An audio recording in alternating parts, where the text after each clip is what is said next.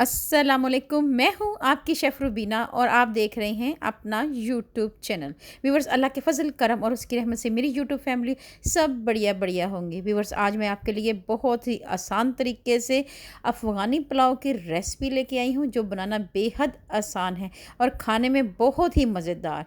खाते खाते हाथ रुकेगा ही नहीं। व्यूवर्स, इतनी मज़ेदार बनती है और बहुत ही आसान और झटपट बनने वाली ये रेसिपी है।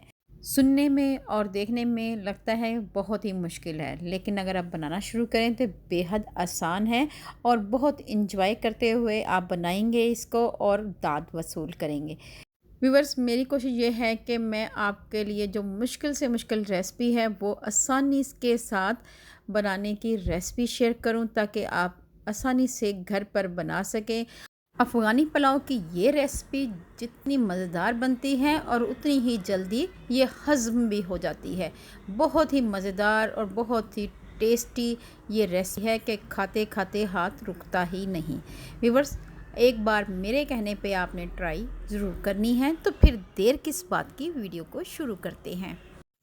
यहाँ पे मैंने 2 किलो गोश्त लिया है। आप देख सकते हैं हड्डी वाला गोश्त है। इसके साथ 1 किलो चावल लिए हैं, एक बड़े साइज़ का प्याज लिया है और 3 अदद गाजरें ली हैं। सबसे पहले पैन में कुकिंग ऑयल ऐड करेंगे और इसका गर्म होने का वेट करेंगे। जैसे ही ऑयल गर्म हो प्याज ऐड करेंगे। प्याज को आपने गोल्डन फ्राई करना है और उसके बाद आपने ऐड कर देना है और गोश्त और प्याज के साथ अच्छी सी भुनाई करनी है 3 से 4 मिनट के लिए। इसके साथ ही आपने यहाँ पे 3 टीस्पून नमक का ऐड करना है और नमक डालने के साथ ही गोश्त पानी रिलीज़ करेगा, जिसके साथ आपने 5 से 7 मिनट के लिए अच्छी सी भुनाई करनी है।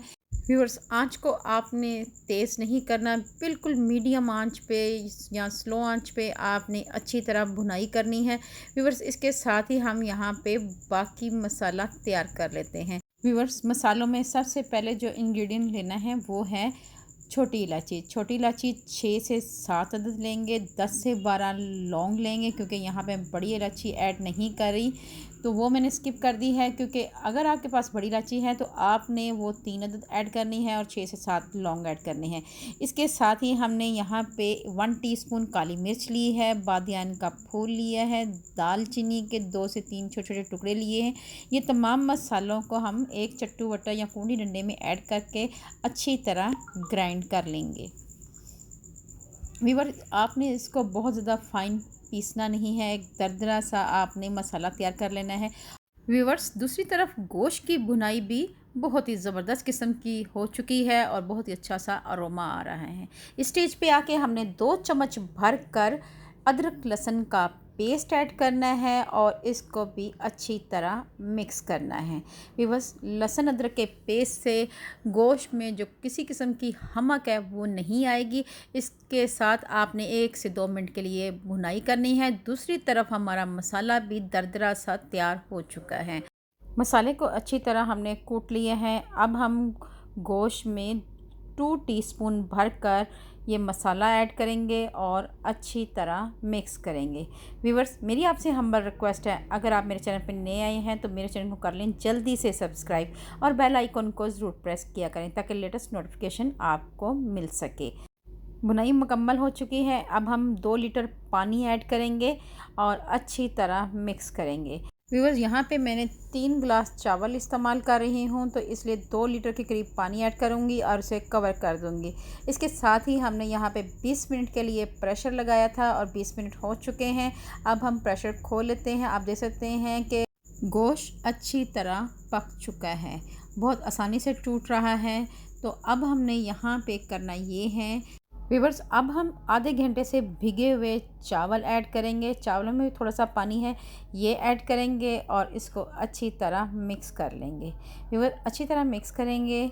उसके साथ ही हमने यहाँ पे नमक चेक करना है। अगर आपको नमक यहाँ पे कम लगे तो आप नमक ऐड कर सकते हैं। यहाँ पे मुझे नमक कम लग रहा था तो मैंने यहाँ पे 1 टीस्पून नमक और ऐड किया है। अगर आप नमक कम इस्तेमाल करते हैं तो आप इसको स्किप कर सकते हैं। यहाँ पे मुझे कम लग रहा था तो मैंने और ऐड कर दिया। व्यूअर्स, इसके साथ ही 1 टीस्पून काली मिर्च ऐड करेंगे और 1 टीस्पून ही बाकी बचा हुआ मसाला ऐड करेंगे और इन दोनों चीज़ों को अच्छी तरह मिक्स कर लेंगे। व्यूअर्स, इसके साथ इसको कवर कर देंगे और मीडियम आंच पे 5 मिनट के लिए पकाएंगे और दूसरी तरफ पैन रखेंगे। पैन में ऐड करेंगे 2 चम्मच चीनी और इसको बिल्कुल स्लो आंच पे कैरमलाइज़ करेंगे। व्यूअर्स, चीनी को पकाते हुए आपने इस बात का ध्यान रखना है कि आंच को बिल्कुल स्लो रखना है, दम वाली आंच रखना है और दम वाली आंच पे भी आपने चीनी को कैरमलाइज़ करना है।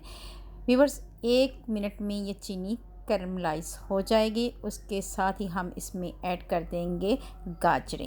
व्यूअर्स, गाजरों के साथ भी 1 मिनट के लिए इसे पकाएंगे क्योंकि जब हम इसमें गाजरें ऐड करेंगे तो गाजरें अपना पानी छोड़ देंगी। 1 मिनट के लिए गाजरों को चीनी के साथ फ्राई करेंगे और इसके साथ ही हम इसमें ऐड कर देंगे आधा कप किशमिश का, जो धोकर अच्छी तरह साफ़ कर दी है, ये ऐड करेंगे और किशमिश को भी 30 सेकंड के लिए अच्छी तरह मिक्स करेंगे। व्यूअर्स, अच्छी तरह मिक्स हो चुकी है, किशमिश और गाजरें अच्छी तरह कुक हो चुकी हैं। अब दूसरी तरफ हमने कुकर का ढकना हटाना है। 5 मिनट हो चुके हैं। अब हम इसको अच्छी तरह हिला लेंगे, हल्के हाथ से अपने हिलाना है और एक साइड पे आपने किशमिश और गाजरें ऐड कर देनी है। व्यूअर्स, एक साइड पे आपने गाजरें और किशमिश ऐड कर देनी है और उसके बाद आपने इसको कवर करके हल्की आंच पे, दम वाली आंच पे इसको पकाना है। आप चाहें तो इस स्टेज पे आप रुमाल रख के भी इसको दम दे सकती हैं। व्यूअर्स, आप देख सकते हैं कि चावल हमारे तैयार हो चुके हैं। अफ़गानी पुलाव हमारा ज़बरदस्त किस्म का तैयार हो चुका है। आपको हिला के दिखाते हैं, ये देखें, बहुत ही खिले खिले चावल हमारे तैयार हो चुके हैं। अब हम इसको सर्व करके दिखाते हैं। गोश्त भी अच्छी तरह गल चुका है, गाजरें भी गल चुकी हैं और मेवे भी अपनी मिकदार में डबल हो चुके हैं। व्यूअर्स, बहुत ही अच्छी खुशबू आ रही है। व्यूअर्स, ये अफ़गानी पुलाव बच्चों और बड़ों का फेवरेट है। एक बार बनाएंगे तो बार बार बनाने को दिल चाहेगा। व्यूअर्स, आपको सर्व करके दिखाते हैं। माशाल्लाह माशाल्लाह, बहुत ही मज़ेदार अफ़गानी पुलाव हमारा तैयार हो चुका है।